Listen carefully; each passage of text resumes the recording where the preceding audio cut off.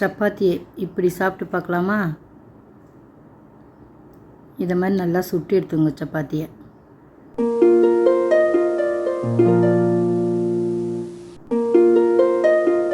இது மாதிரி நல்லா வெந்து இருக்கணும்.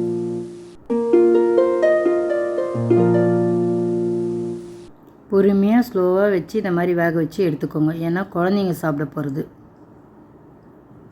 சின்ன பசங்களுக்கு இது ரொம்ப பிடிக்கும். காசின பால் எடுத்துக்கோங்க. எடுத்துகிட்டு ஒரு கிண்ணத்தில் சர்க்கரை போட்டுக்கோங்க. சர்க்கரை போட்டுட்டு காசின பாலை எடுத்து அதை ஊற்றிக்கோங்க.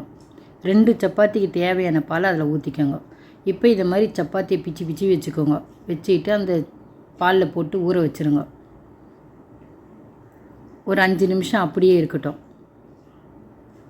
ஒரு சப்பாத்தி போட்டோமா, இது இன்னொரு சப்பாத்தி அதையும் இதே மாதிரி பிச்சு போட்டு ஊற வச்சுருங்க. 5 நிமிஷம் ஊறின பிறகு இப்போ எடுத்து சாப்பிட்லாம்.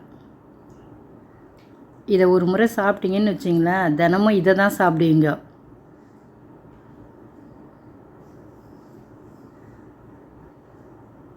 சாப்பிட்டு பார்த்துட்டு எப்படி இருக்குன்னு சொல்லுங்கள். நீங்களும் செஞ்சு பாருங்கள்.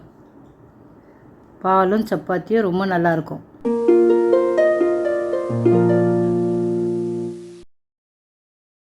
லைக் பண்ணுங்கள், ஷேர் பண்ணுங்கள், மறக்காமல் நம்ம சேனலுக்கு சப்ஸ்கிரைப் பண்ணுங்கள். தேங்க்ஸ் ஃபார் வாட்சிங்.